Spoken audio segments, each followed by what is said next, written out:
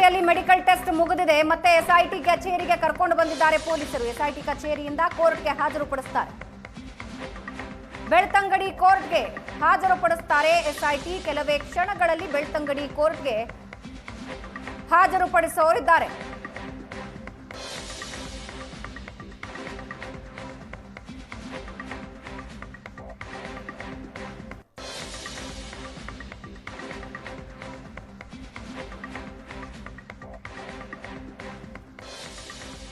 ನಿವೃತ್ತ ಪೊಲೀಸ್ ಅಧಿಕಾರಿಯಾದ ಚಲಪತಿ ಅವರು ನಮ್ಮ ಜೊತೆ ಲೈವ್ ನಲ್ಲಿ ಜಾಯಿನ್ ಆಗ್ತಾ ಇದ್ದಾರೆ.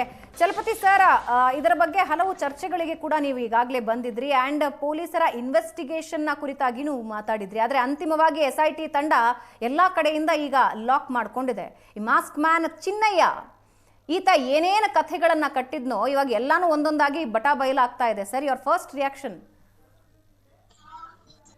ಮೇಡಮ್, ನಾನು ಲಾಸ್ಟ್ ಟೈಮ್ ತಮ್ಮ ಇಂಟರ್ವ್ಯೂ ತಮ್ಮ ಸ್ಟುಡಿಯೋದಲ್ಲ ಇಂಟರ್ವ್ಯೂ ಕೊಡ್ಬೇಕಾದ್ರೆ ಹೇಳಿದ್ದೆ. ಹೌದು ಹೌದು. ಫಸ್ಟ್ ನಿಮಗೆ ಆ ಬುರುಡೆ ಎಲ್ಲಿಂದ ತಂದ, ಆ ಗುಣಿ ತೋರಿಸಿ, ಅದು ಏನು, ಅದು ಬುರುಡೆ ಉಳಿಕೆಗಳು ಬೇರೆ ಇರ್ಬೇಕಲ್ಲ, ಕೈ ಕಾಲು ಮುಖ ಎಲ್ಲ ಇರ್ಬೇಕಲ್ಲ ಬೇರೆ ರಿಮೈನಿಂಗ್. ಅದು ಒಟ್ಟು ಒಬ್ಬ ಮನುಷ್ಯನ ದೇಹದಲ್ಲಿ 206 ಮೂಳೆಗಳಿರ್ತದೆ.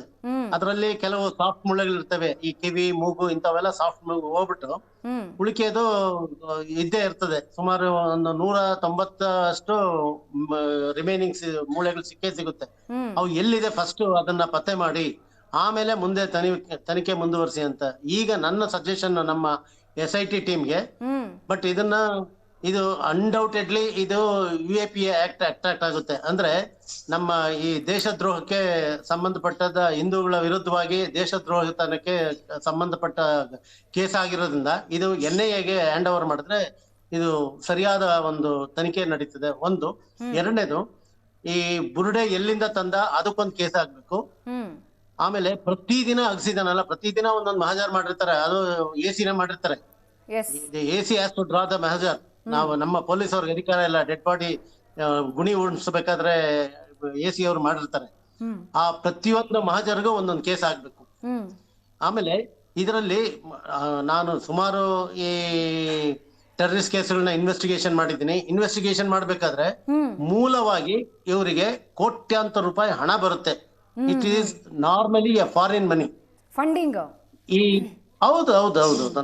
ನಾನ್ ಪತ್ತೆ ಮಾಡಿದ್ದೀನಿ. ಈವನ್ ನಾನು ರೀಸೆಂಟ್ ಆಗಿ ಈಗ ನಾನು ಟ್ರಯಲ್ಗೆ ಹೋಗ್ತಾ ಇದ್ದೀನಿ. ದಾವೂದ್ ಇಬ್ರಾಹಿಂ ಮತ್ತೆ ಛೋಟಾ ಶಕೀಲ್ ಮೇಲೆ ನಾನು ಚಾರ್ಜ್ ಶೀಟ್ ಹಾಕಿರೋದ್ರಲ್ಲಿ we have seized more than 50 lakhs money is in the bank. ನಾನೇ ಸೀಸ್ ಮಾಡಿದ್ದೀನಿ. It is trial is going on. ಈಗ ಟ್ರಯಲ್ ಇರೋದ್ರಿಂದ ಇನ್ನೇನು ಹೆಚ್ಚಿಗೆ ಮಾತಾಡೋದು ಬೇಡ ಅದ್ರ ಬಗ್ಗೆ. ಪ್ರತಿಯೊಂದು ಕೇಸ್ನಲ್ಲೂ, ಈವನ್ BJP ಆಫೀಸ್ ಮುಂದೆ ಆಗಿರೋದ್ರಲ್ಲೂ ಅದು ಹಣ ಸರ್ಕ್ಯುಲೇಟ್ ಆಗುತ್ತೆ, ಹಣ ಬರುತ್ತೆ. ಸೊ ಇದ್ರಲ್ಲೂ ಒಂದೇ ಒಂದು ನಿಮಿಷ ವಾಪಸ್ ಬರ್ತೀನಿ ಸರ್.